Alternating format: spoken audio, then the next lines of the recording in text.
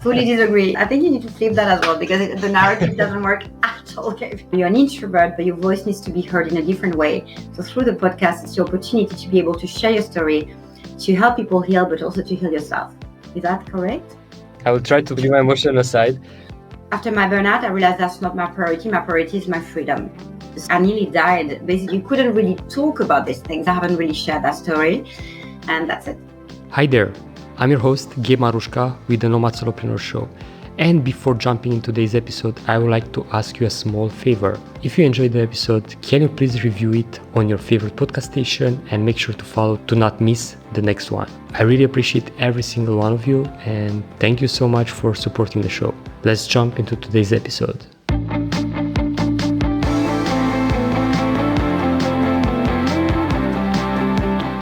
Hey Geraldine. Hi, Gabe. How are you today? I'm good, thank you. How are you? Pretty good, thanks. Great to have you here. And I would like to know from what part of the world are you calling? So thank you for having me, first of all. And I'm in London right now. But something is telling me that you're not London born and raised. No, I'm not London born and bred. Actually, 2 days ago, I was told I was from South Africa, and I was really proud because I'm not a native English speaker. I'm actually very French. I think you can hear a little bit. Yes, a bit, and I love that accent. And can you unfold the path to London? How do you end up there? So it was 13 years ago. I was living in Monaco, living and working in Monaco, so very international market. And then one day during a big event I was organizing and working in, the Monaco Yacht Show, I met a guy who became my boyfriend and then who became my husband. And 1 year later, I packed one suitcase and a lot of shoes, and I moved to London. How was the transition to a new country, a new language? It was terrible. It was absolutely terrible. I remember arriving, and it was the time of the BlackBerry, and there was not like today WhatsApp or FaceTime, and people couldn't call because it was so expensive. So I remember having my phone and watching on my phone all the time and no one was calling. So overnight, I felt like I lost all my friends, all my identity. I felt so isolated. And then when I started to look for a job, the first job I nearly got, the headhunter told me they really like you, but they feel you're not very enthusiastic. You don't show them that you want the job. Because in French, you can't really show off. You're supposed to be really reserved about your presentation. And then I started looking on YouTube how people were interviewing. And in England and in the US, it's all about, oh, I'm amazing. I'm the best. Da, da, da. So I really had to shift my mindset and to literally create a persona in order to stick to the English market. So that was not easy. And then on the workplace, there's a big thing about, in general, French.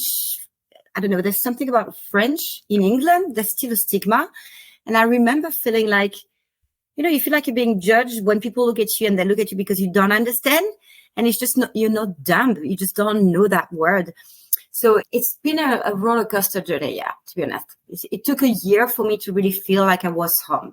That must be challenging indeed. And when it comes to accommodating to a new culture, a new country, and so on, I think our listeners can relate a lot, since a lot of them are from all over the world and trying to work in different markets. And apart from watching YouTube videos and learning more about the culture, what other things you apply in order to make the transition easy for you? The first thing I did was, like I said, trying to understand, watching all the movie with subtitle to really try to get a grasp of the common languages, the similarities. And then, as I said, I didn't have any friends. And in the English culture, men go out to the pub with their mates and women go out to the pub with their girlfriend. It's not like in France where everybody go out together. And I felt so isolated. I was like, okay, what can I do? So I started looking online and I found this thing that still exists called Meetup. So I was like, okay, I'm going to go. I'm just going to go on a blind date with other women. And the first meetup I did was so awkward. I was maybe with 6 or 7 women in a restaurant. We were all like, hey, I'm Geraldine. We had nothing in common. I came back home exactly like after a bad date, crying. I was like, I'm never going to make any friends. It's horrendous. And my husband pushed me and said, so why don't you try again? And I was like, oh, okay. So I tried again. And that second meetup, actually, I met a girl was feeling exactly like me. And we literally left the group. We escaped because we clicked. And this girl today is still one of my best friends. She's actually became one of my clients. She lives in India now. And I guess the day I got that woman, it changed my life. I felt a little bit like I had someone to chat with, not only the partner of someone when you move for someone, but also, to start creating your own identity. And then I guess at some point, I really had to make a decision as to stop comparing. I was always like, oh, yes, but in France, yes, but French people. And one day I came back to France, I think maybe it must have been 9 months in. And for the first time, I felt like I was missing London. And I was like, oh, wow, maybe London feels like home now. Because I was seeing like the positive, there's so many opportunities in London. You can never get bored. And so I was like, oh, well, maybe this is happening now. I feel a little bit like London could be home. But it was a long transition. It wasn't that quick. Yeah, I can imagine. And that thing that you mentioned, the connection with that person, it's so underrated nowadays, the human connection, especially in a world that just got out of the pandemic where we are isolated and such. When you probably most realize how important our friends, our family, that some of us, or personally, I was isolated from my family as well, and it was so tough. And speaking of human connection and the past, I know that you had quite a few corporate jobs when it comes to your time back in France. Can you expand a bit on that? What kind of jobs did you had and how that transition helped you moving to London and searching for a job? I studied business and communication. I did one of the top 5 business school in France. And then I was always inclined to work in tech and digital marketing. So I think my first ever job, I was 19 and I was selling websites. So in France, I was mainly working and running digital agencies. So leading sales and marketing teams, from the strategy to the branding, with a lot of sales. And when I arrived in London, I didn't have the proper vocabulary to be able to do that. Like I was so limited, I couldn't do my job. And I thought, oh my gosh, so what am I going to do? So I found a job which was selling corporate accommodation for a UK-based company on the French market, meaning that my French language was an asset. I did have to converse a little bit with English clients, but what I did, I said to the CEO, how about I open for you the French market? You don't have any client in France. And she was like, no, they don't like us. I said, they don't like you because they don't know you, but if a French person is contacting them. So anyway, this is what I did in order to balance the fact that my English was not so good. I flipped into opening the French market for her and I landed huge account. So I made it my strength. And within a year, I then moved because it was a very bad paid job. I was on maybe the salary I had when I was 20 years old, but I just needed to learn how the company worked, how the UK people worked. And so the second job I had, again, it was very similar in a sense that they were looking for someone to expand the EMEA markets, and I've offered to open the French market essentially. And so going back to your question, I guess the fact that in France I was running sales and marketing team, I just had to transfer my skills. And selling is so easy for me. I can pitch a tree in the middle of the desert. I just really love selling. And I guess because I was coming from a different country, my marketing vision and perspective were also different. So basically, when I was getting into corporate organization, I felt like I was a little bit that different because I was able to educate them and to open up their mind on the thing that they were not aware of. So I used my sales skills, my marketing skills to literally make it to my advantage, really. And all this experience accumulated in these jobs, especially the sales part, which is huge in anything we do nowadays, how that help you catalyzing the next step that you make? I guess when you set up your business, you realize that everything is different. It's so easy to go and pitch a huge company and to say, we do this, we do that, and to name drop because you're under the umbrella of a company. And usually you have a designer, a strategy team. I mean, in my case, and the clients that you name dropping are not really your clients. They are the client that the company has acquired. So, and if it doesn't work, it's okay. You don't care. You're just a representative of the company. But when you start selling your own business, Like me, I was selling myself, my skills, my ability to transform people's life, people's businesses. So it's a little bit of a gambling game, in a sense that, first of all, I wasn't very sure whether I was going to be good or not. I wasn't sure I would take them to where they needed to be. I didn't have any case study, and I had to oversell myself. The thing was really, for me, fake it until you make it, And I remember people calling me and me saying that I was fully booked and I didn't have any space, when actually my diary was completely empty. And I remember calling everyone I knew in my network, and absolutely everyone, and offering free coaching session to everyone in order to get testimonial. And that's how I got the first 10 testimonial. It was all for free, but it took some time to be able to find my way. I'd say it's a little bit different from selling yourself to selling under the umbrella of a company. It's kind of being naked, really.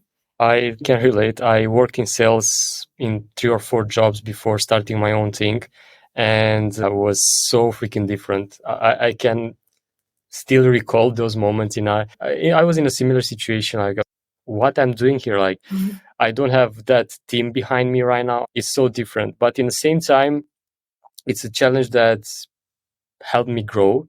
How did you overcome those challenges after you put in some work and get some testimonials, get some social proof, and start seeing some results? How did you stay in that game that you just entered? So the first year, I was extremely lucky. It was the pandemic. Everybody was suffering and I was exploding. I was literally doing what everyone needed. The whole world was online and everyone needed a personal brand. And at the same time, I'm a healer and I'm a channel, and I didn't expect to do this as a business. I was only doing it from word of mouth to friend, but everybody was ill. Everybody was suffering from isolation. So one of my clients asked me, can you do a healing session for me? And I was like, I don't really know. I don't even know if it works remotely. I used to have people face to face, put my hand, and I did it. And she said, oh my gosh, what you just did was amazing. And she started to refer me to everyone. And I was like, what is going on? I was working like hell, homeschooling my daughter. I remember I was sleeping 4 hours a day. I would wake up at 5 a.m. to go running because we were not allowed to get out of the house. So I was waking up at 5 a.m. to go running down the river secretly, come back home, look after my daughter, homeschool, then finish at 11. My husband would take over and I would work flat out from 11 till 6. And so when everybody was like, oh, how are you doing? How are you doing? And I was like, I'm okay. But actually I was doing extremely okay. So I guess it gave me the confidence and not even thinking about going back to corporate when I did in a month, half of the revenue I did in a corporate organization. So I was like, oh my gosh, you can actually make the money that you want to make. But then I had no life. But when I say no life, I had no life at all. So I burnt out. And this is when I was like, oh, maybe I need to go back to corporate. So I started looking at job search, and just the idea when I was looking at the job description, and I was like, oh no, just the idea of logging in. I was like, oh no, I can't do that. So I said to myself, no, you're just going to figure out a new way to do it. And I guess when I adapted my new way to do it, and when I revisited my standard, and that it was not a race, and that revenue cannot be linear, that you can have good year and less good year, but as long as you can pay for your roof, it's fine. I realized that I needed freedom, and that was my non-negotiable, basically. When I started, I wanted money. After my burnout, I realized that's not my priority. My priority is my freedom. So when I flipped my mindset and I realized, no, the freedom will never be given to me in corporate, I decided, well, I'm here for the long game and I'm staying, and then I'm going to keep going. And how did you manage to overcome that part with the burnout in order to start channeling your energy towards something that it's actually giving you that freedom to not work full day or to have that time to spend with your daughter, with your husband? How did you overcome that period and start transitioning to something that it's actually giving you freedom? I was actually thinking to myself that I should write a post about it because I haven't really shared that story. I didn't really overcome by choice. I nearly died. Basically, what happened is I had COVID for the second time. And 3 weeks in having COVID and feeling really ill, I was coaching a client at 5 p.m. and coaching the client through the pain. I could barely breathe. I was like, I don't know what's going on. My stomach was hurting. And then I had to hang up and I said to my husband, I don't know what it is. And I started to be so sick on the toilet and I couldn't figure out what it was. And at that time, my husband had just lost his mother 2 weeks before in hospital. And that was a time where, you were going into the hospital and never coming out. So he refused me to go in the hospital because it was like, oh my gosh, I'm never going to see her again. So he kind of said, oh, just take some paracetamol, stay at home, it's going to pass. So I stayed at home, and in the middle of the night, I woke up and I had this vivid dream where someone was telling me, if you don't go to the hospital now, you're never going to see your daughter again. So I woke up, I could barely walk. I had such a horrible stomach pain, and I packed my bag. And it was like, why are you packing your bag? I said, because I'm not coming back. I'm going to have surgery. I don't know what it is, but if it's a surgery, that I'm not coming back. So I jumped in a Uber. There was not even an ambulance, because when you were calling an ambulance, they were taking people dying. So I was not dying enough. I arrived at the hospital and I stayed 48 hours waiting to be seen. And at that stage, I was shaking. I was on a wheelchair. I couldn't walk anymore. And I was calling my mom to tell her what I wanted her to tell my daughter. My husband was calling 20. No one could see me because there was no doctor. The hospital was saturated. It was just very dramatic. And at that time, I was really like, I am literally dying. I was septic, basically. So I felt like I was. And I remember at that time, the only thing I had left was to pray. And I'm very spiritual. And I literally pray. And I literally said to the universe, to God, I said, if I ever made it through, I promise I will change my life. If I ever made it through, I promise I will change my life. And then I just literally closed my eyes and I started to literally go. And I remember at that moment, my neighbor with the consultant got into the room, the tiny room where they had put me. She opened up and I thought I was seeing an angel. And she straight away, I don't know what happened. She got me all the things. She was like, she need to be on water. And then I had the operation because my appendix had exploded. And so when I woke up, I was like, I spent 10 days in intensive care. And I said, I'm never going to have, I had to hold on to that promise. And I was just like, I made a promise to myself that if I made it through, my life would never be the same. So when I got back home, I was like, okay, what do you want to do? What do you want to drop? And I realized I didn't want to do website anymore. I hated it. I was only doing it for the money because I was good at it. I didn't want to have 10 people to manage. I like being a solopreneur. And I was just like, no, I'm stopping selling website. I'm just going to keep the strategy, the messaging, the storytelling, and the photo shoot. And I'm going to focus on mindset and healing, which is what excites me. And that's it. I made the transition knowing that, thinking it wouldn't be that quick, thinking, oh, no one is going to pay me the money for just that.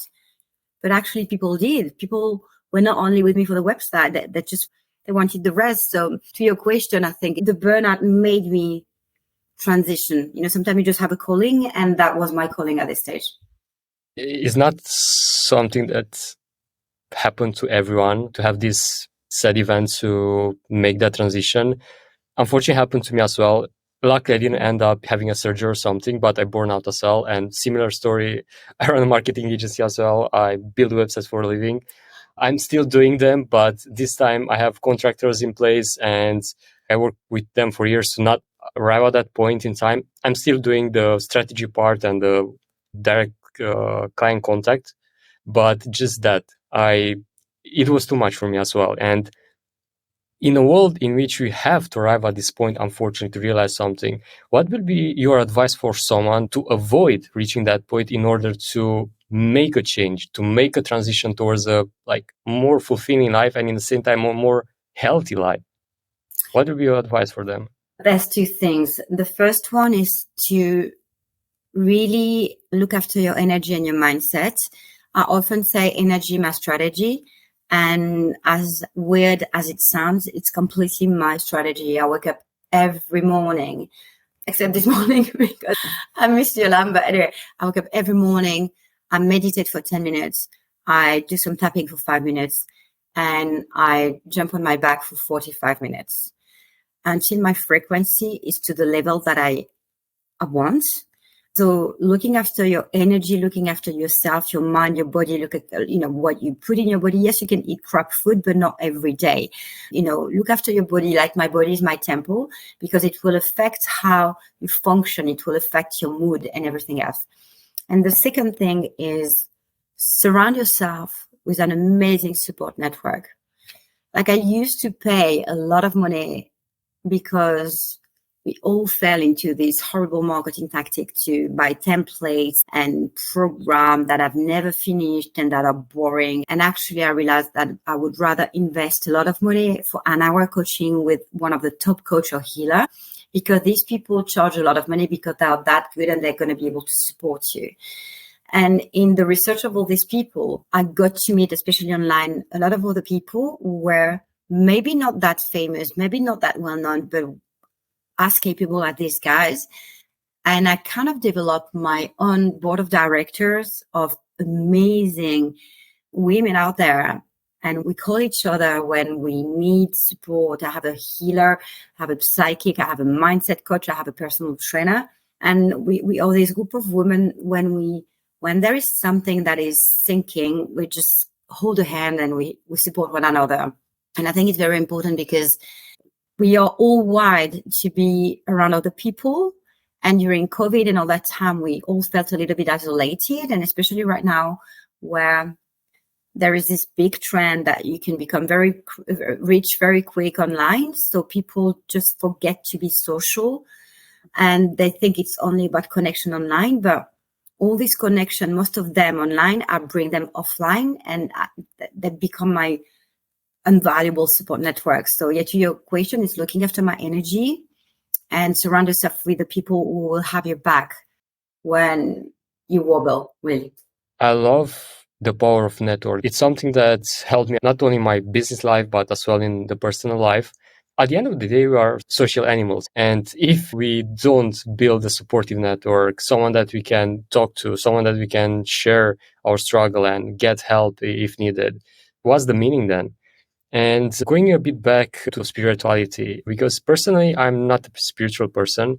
And I would like to ask you, for someone like me who might struggle to understand the complex concept of spirituality, what's the steps that we can take in order to incorporate this in our life?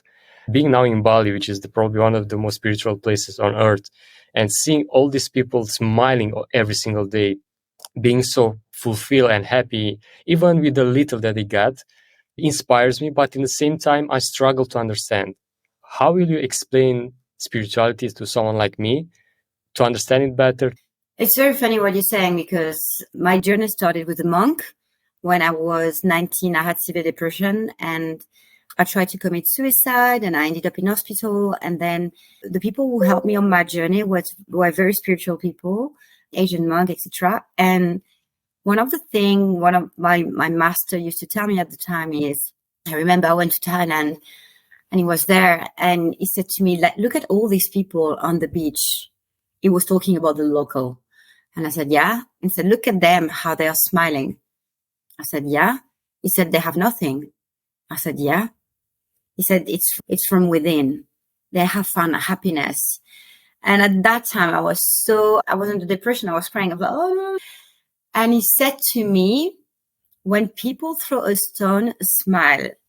Even if you don't want to, keep smiling until the smile comes from within. And I was only 19. And that's why I always smile. It stayed with me forever. And now I can tell you that my smile is from within. So spirituality is just, sometimes it could come in the form of an inner gut. This client you don't want to work with, that makes you feel uncomfortable. You have a thing in your tummy. You think it's gut instinct, but sometimes it's not gut instinct. Sometimes it's thing that you channel. It's perception. It's intuition. But if no one told you that, you just think, oh, it's my gut feeling. But what is the gut? The gut is sensitive to frequency. Frequency is intuition. Intuition is perception. Perception is spirituality.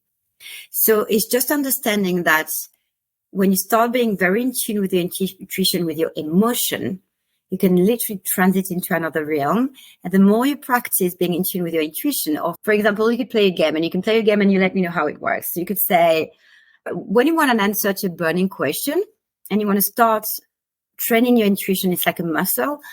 You could literally talk to whatever you believe in, God, the angel, the universe, or, the sphere, whatever, and say, if I'm mean to do that step, I would like to find a feather, a coin, or a carrot on the floor or something like that. And then, or to hear that song on the radio, or no one listens to the radio anymore, but yeah, you see what I mean? And then watch for the similarities and then let me know. Because and repeat that question every day and be like, if I am to do that, or if I'm looking for my next steps, I would like to figure this out. If this is a yes, I want to find a feather on the floor, or I want to show me a feather on my path. And then you walk and suddenly you find a feather and you're just like, oh, there may be something here. So you can call it coincidence, or you can actually realize that this is part of the spirit world. There are entities and forces out there that are literally, they're driving us. And I'm not making it up. Einstein said it. We are all energy, right? It's quantum physics. It's like it's all exists in the quantum field. But I guess in order to get there, you need to stop practicing by just practice with your intuition every day. What is my gut telling me?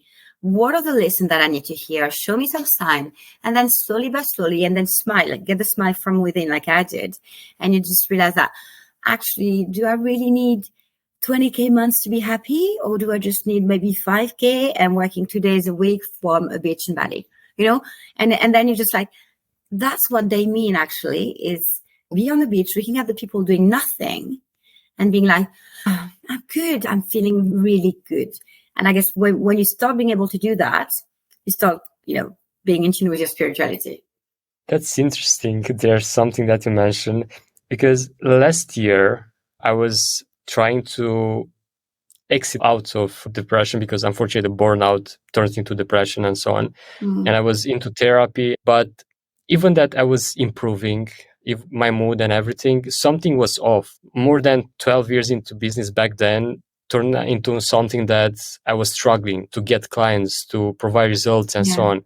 And we were back in Malaysia, and we visited with some friends a Buddhist temple. And there was this thing with sticks with numbers on them, like you shake them and one of them should go out. There was a note attached to the number. And on that note was, anything that you put in your mind, you can achieve. I know that you're struggling right now to find your path, and it won't be easy, but if you decide what you want to do, it will be a success. And I was guided by that for months, keep on thinking about that and so on. And at some point, literally paths opened for me, and it took months.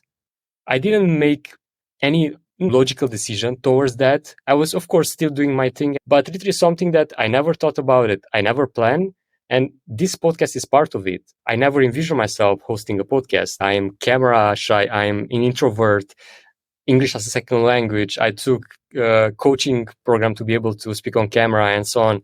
And without me planning to do this, I just started, and as they say, the rest is history. I don't know how much was that a coincidence or something that was telling me that you just have to believe in yourself. And probably just being in the present and start living in the present helped me move past that point. But was something there, was something that I cannot explain. And during my life, I made a lot of decisions based on my gut feeling. And every single one was a good one. Every single one. Even that avoiding, for example, working with someone, embracing a new thing in my life, anything that I decide was a good decision when I listened to my gut feeling. When I didn't, guess what? Shit happens. Exactly. And speaking of channeling, for example, it's a term that probably a lot of those listening don't understand. It's about energy as well. So channeling is literally when I'm sitting in front of someone. My grandmother was a psychic, and she used to read the future in my palms. And I used to have a lot of vision when I was young, and I shut it down because it was very scary. I used to have deceased people visiting me, and I didn't want to see dead people. I was too young. And it literally started with my clients in business. I would literally see what was going to happen, but not like, oh, am I going to marry that guy or that woman? No, I would literally sit and be like, no, this is what you need to do. And I would literally channel, so write a post. And so I do ghostwriting, not like the ghostwriter. I do what I call my coming out post. I would write a post, I would tell their story, and they're like, oh my gosh, it's like I've written it. And then the post will turn into 1 million views. And I was like, that is weird. I really got something here. And because then I would read the post and I was like, wow, how did I write that? Like it felt completely unreal. So I don't hear voices. I just suddenly, when I talk with someone, I connect. So if you want, I can do it now, because actually it started to come when you were talking. So when the person is talking, I literally, things are coming to me. And then if you're open to receive, I can share it with you right now. So if you're open, I can do live. Yes, I would love that. So I think you mentioned that you're not spiritual, but I think this is quite the opposite. You're actually very spiritual. I think you're an empath. You feel everyone else's emotions. You're very sensitive. You're a very sensitive soul. You're an old soul. You had many lives before coming here. And you have a tendency to observe and to look at everyone else and to step back a little bit, because you literally absorbs everyone else's emotion. And because you don't know how to protect yourself, because you haven't been taught, sometimes you feel a lot of sadness, but that's not your sadness. You pick on everyone else's emotion. If you were to work a little bit more with your spirituality and understand how to ground yourself and how to clean your aura and how to clean your energy and how to feed your mind, you will still attract this thing, because I think you're an empath, but you would literally be able to clean your aura, clean your energy from all of these emotions and feelings that are not yours. I actually think you're very intuitive. And I think the reason why you probably were pushed to do that podcast is because you felt a need to somehow give back. And I think through interviewing people, you're doing your healing journey.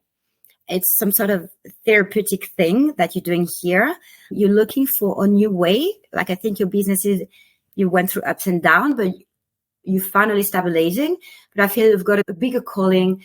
You're an introvert, but your voice needs to be heard in a different way. So through the podcast, it's your opportunity to be able to share your story, to help people heal, but also to heal yourself. Is that correct? Okay, for those listening, this was not stage or something. And I'm getting emotional here because you literally describe myself. And yeah, I always knew that I want to give more that. And yeah, this is the reason indeed for the podcast. And everything that you said about absorbing others' energies. I was having a discussion recently with someone, and that person was really sad. And I literally started crying out of the blue. Mm-hmm. And yeah, something that I thought at the beginning, I was like, holy shit, it's coming back again. Like, I'm back into being really emotional and being in depression again. But probably was what you just said. And yeah, it's a bit scary, quote unquote, for someone that in reality doesn't believe. But in the same time, I'm a person that has a degree in physics and I study a bit. And I went actually to an alternative healing session back in my home country of Romania, because I have an autoimmune disease. And I went there for a healing session that use frequencies to target specific cells in your body. And at the beginning I was like, what is this? I don't really believe it. And the first test was to test my intolerances and allergies. And before going to that clinic, I went to do them from my blood. And with that results, without showing them the results, I compared them the results and they were the same. And then I studied how exactly, like from a physical point of view, it works. And I was like, oh, holy shit, this is actually a way of doing it. And yeah, you give me some big homework right now to start reading and learning more about it, because my partner is a spiritual person and sometimes I struggle to understand her. And I want that. I want to understand her more. I want to be able to have a conversation on that part with her. And yeah, I should definitely invest some time in doing that. And of course, to discover myself and such. And I'm in a perfect place right now to... You're in Bali. And I think, if your partner is very spiritual. So first of all, thanks for sharing this. And I hope this wasn't too overwhelming, because usually when I deliver, some people are like, I make a lot of people cry. But basically, I think it's very important to actually, it seems to me that you keep being called to this path and that you're testing you put in your feet and then you're taking it out. And I think it's time that you explore that. It doesn't mean that you're going to be a guru. It just means that you need to have it part of your routine. And the minute you will have make it part of your daily life in the same way as your partner does, I assume it will actually, you will feel so much better. You will feel like things can, whatever. You always have something to come back to. And I would actually recommend to not do it with her. I would recommend to do it on your journey, but to maybe do some things together, like a cacao ceremony, a gong bath, sometime together. Just go to a gong bath together and just enjoy this experience. But don't go to all her things, and because it's just like, just do at your own pace, find your own mentor, find your own guru, find your own journey, and then together connect and go to your temple. Like I said, it's beautiful to go to Bali. There's so many gong baths, or even try yoga session. Yoga is not only for stretching, it's actually very therapeutic for your liver, for all of this thing, all this posture actually have an objective to clean the body. I know in the European world, it's all about being flexible and looking amazing. As you can see in Bali, it's about the effect that yoga can have on your physical body. So yeah, I would really encourage you to don't go all in, just go a little bit, 10 minutes a day, and then, start with really enjoy it. I'm smiling because, I will try to leave my emotion aside, but I tried both meditation. I tried yoga. We went to a sound healing session. We went to a cocoa ceremony, and we just went for a day at Bali Spirit Festival. And the thing is that, for example, during yoga at the end, when you just ground yourself and meditate for a few minutes, I never felt more relaxed in my life the first time when I did it. This was 4 years ago when I first came to Bali. And every time I do a yoga session, I wait for that final, I don't remember exactly, yes, that was the name. And it's simply the most blissful moment possible. And same apply, for example, for the sound healing session that I went to. For those listening, imagine that there are some ancient instruments that are vibrating at different frequencies, and they are like touched with things by the organizer. And the session was like 1 hour and a half, but I literally felt like I stayed there for 10 minutes, but was the longest 10 minutes I ever had. I didn't have any time of experiences comparing with my girlfriend, which she had, but that's not new for her, so she can meditate very deeply. But for me, it was like, I felt like I slept, I don't know, for 1 week and get up really energetic, really, I don't know, changed. And same with the cocoa ceremony. It was done by an African lady, and the energy there, the dancing and everything was at another level. I haven't smiled that much, I think, in months. And for those listening that things are hard to believe, I'm not a spiritual person per se either, even that Geraldine said something else. And I disagree. I fully disagree. It's not spiritual, but it does all the spiritual things. I think you need to flip that as well, because the narrative doesn't work at all, Gabe. These things seems to work. And speaking of this, because I'm intrigued by how you pair this with your mentorship coaching and the personal branding and strategizing. How do you pair spirituality with this? And if, I don't know, someone that is not, let's say a believer, comes to you as a client, how do you manage to work with them? Or how do you choose your clients in order to see if you can actually help them? I don't work with people who are not spiritual. Full stop. I am not interested. Literally all the people who come to me are on their spiritual awakening. So I had someone contacting me from Mexico telling me, I don't know why, but I need to talk to you. And I said, I know why. The guy didn't know me, read two of my posts, and then I started channeling, and he was like, oh, that's exactly that. I forced myself to take people for the money, and these people were not aligning with me, because in the way that I work with my clients, I always say, if they sign with me for 6 months and we have 3 sessions a month, the third session is always an energetic one. So if you are not inclined to work on your body and your chakra and your frequency, you're not going to resonate with me. And the reason why I do that is because I've got 4 years experiences of clients who made so much money just working energetically with me, that I tell them, it's like you plug into my frequency. So it would be silly just to do the strategy. There's so many good strategies on LinkedIn. Go with them, because that's actually not my USP. My USP is I'm a pure strategist.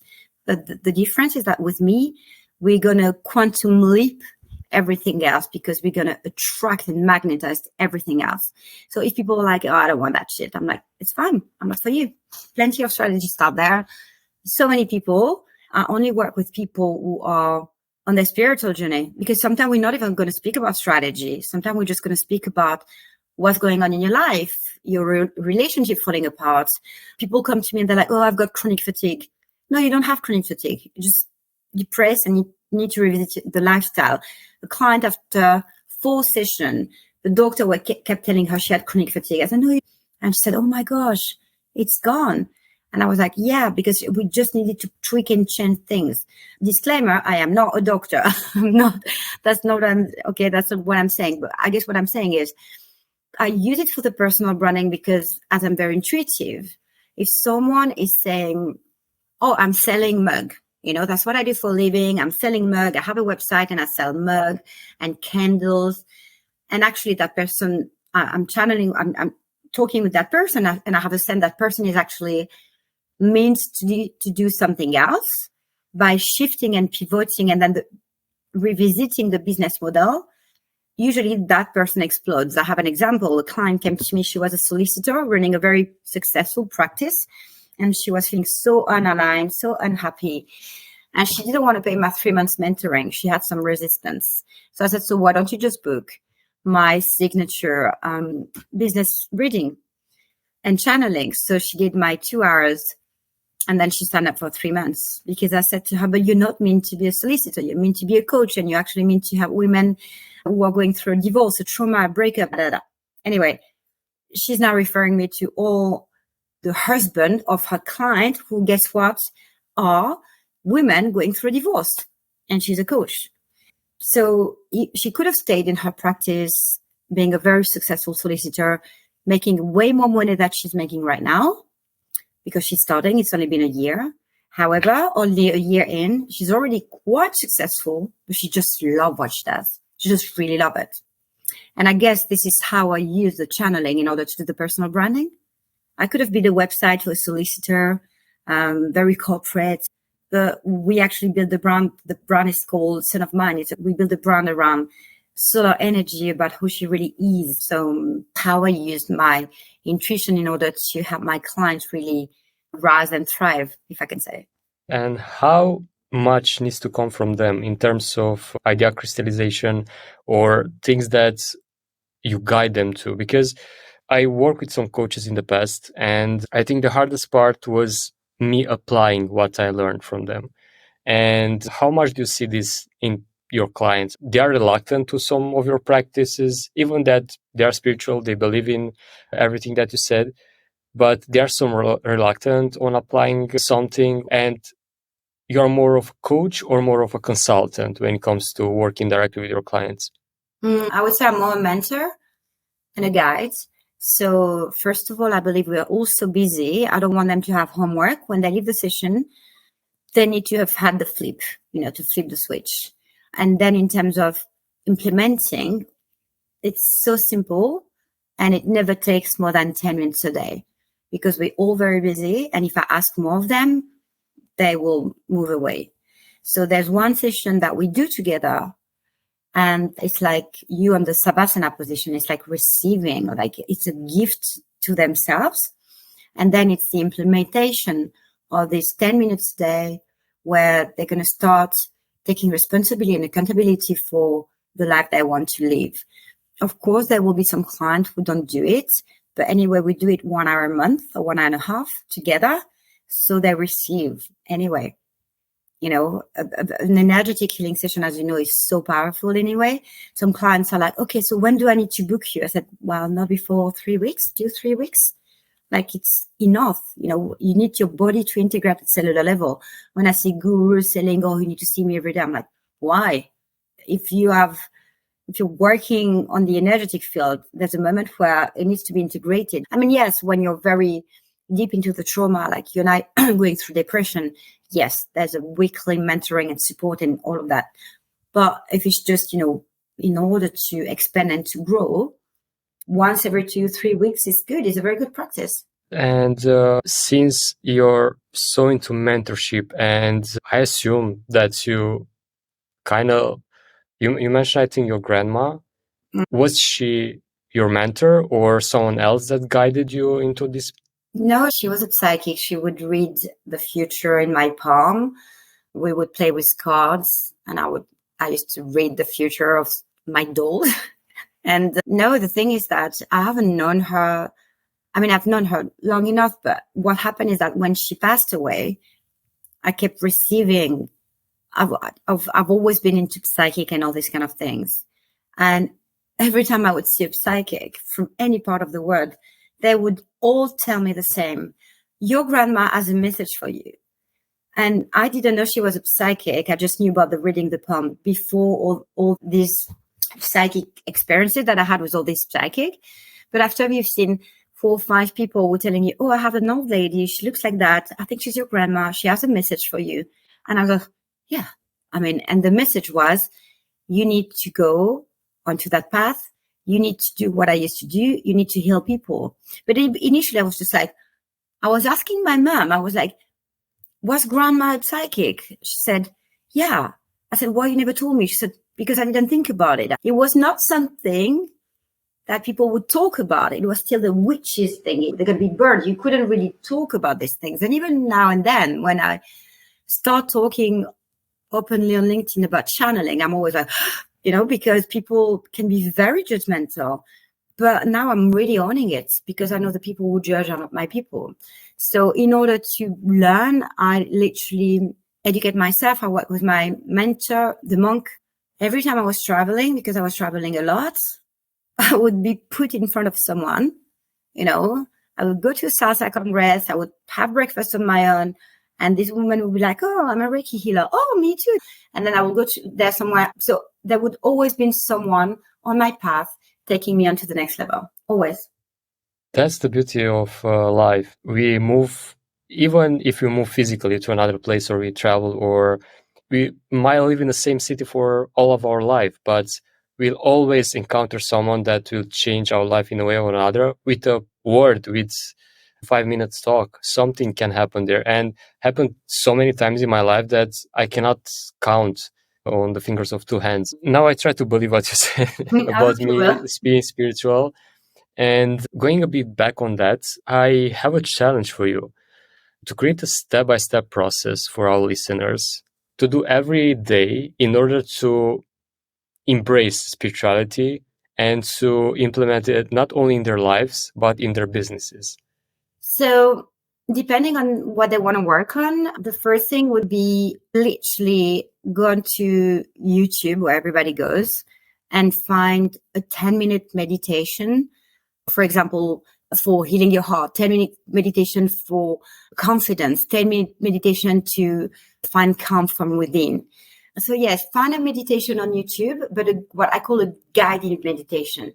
A guided meditation with the voice of someone that you like. For example, I could recommend as well to go to Joe Dispenza. Go to Joe Dispenza website. He has amazing meditation. But before you buy them from his website, go onto YouTube, because I personally don't really like his voice. So if you don't like the voice, you're not going to be inclined to relax. But if you can handle the voice, just literally buy one of his meditation. You also can buy them from Gabby Bernstein, or not buy them, or go on YouTube. Everything is free. So set yourself a timer in the morning and literally, go to the toilet, have a shower or not, but just literally close your eyes. And for 10 minutes, just listen to that voice and let your mind wander, let your mind be guided. Then have a shower. The shower needs to finish by 1 minute cold shower. Why? Because it brings back the body to safety.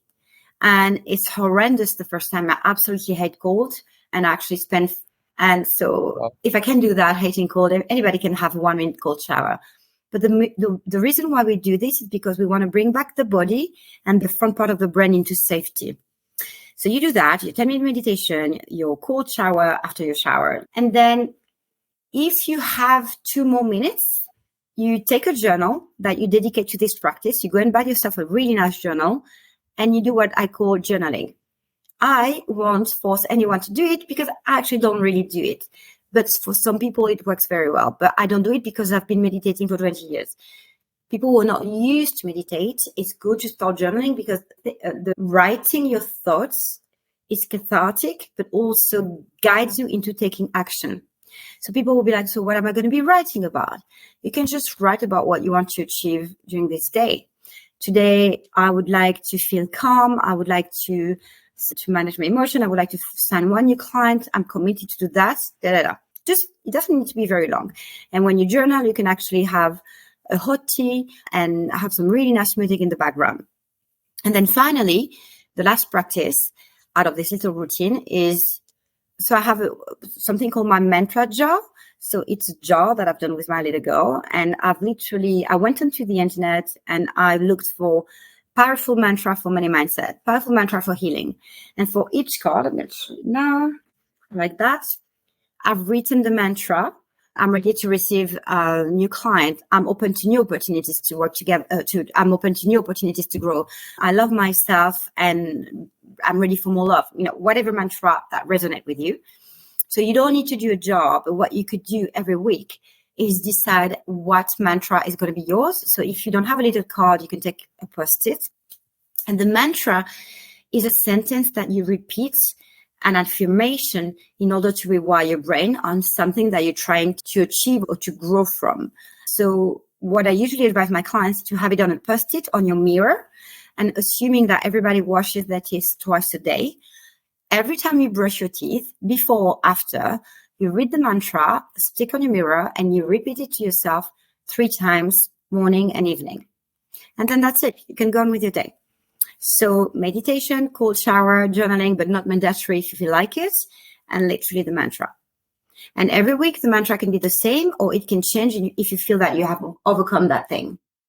Thank you so much for sharing that. When it comes to a few of the things that I already apply in my life, and indeed, I used to hate cold showers as well, but once you do them every single day, I'm kind of looking forward to it because it energizes me. I'm ready to start the day with a different vibe.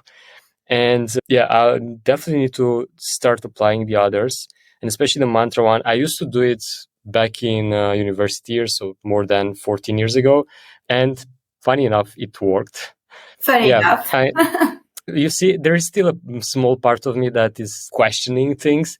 And can you please tell our listeners where they can find you if they want to get in touch with you or work with you? Sure. So under Geraldine Spurway on Instagram, Facebook, and LinkedIn. Active on LinkedIn and Instagram. And then I've got my website called thespurway.com. And as we know, when you work in websites, our website is so outdated and it needs a rebrand, but the information is still there. Thanks for sharing. And I'll put the links into the show notes as well. And before we wrap up, this time, I would like you to create a challenge for our listeners they can do in less than 24 hours. And I have something specific here. A way for them to identify 3 unique characteristics of themselves in order to be able to either build their personal brand or know themselves better. Wow, it's taking me on the spot here. Okay, so maybe one of the things that I would say is ask yourself, when people come to you, your friend, your family, your clients, what are the things that they come to you for? Is it because they want you to help them with repairing the coffee machine, or to help them deal with their emotions, or to help them take practical steps, give them advices that in order to open a bank account, you need to go to the bank and then you do that. So I invite them to actually step back and look at within their network, when people come to them, what is the thing people want to talk to them about? Because there should be a recurring theme here. And then the second thing would be, do I like doing that thing? Because if you don't need to go there, it's not because people want you to do it that you have to do it.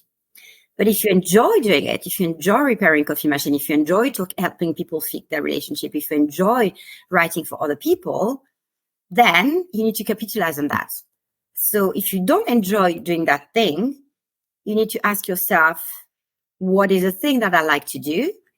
And what is the thing that I can talk forever? Like if tomorrow you're being asked, I was saying that to my client the other day, if I'm asking you right now to talk for 10 minutes in front of my audience, what would you be comfortable talking about for 10 minutes without preparing? I don't want a deck.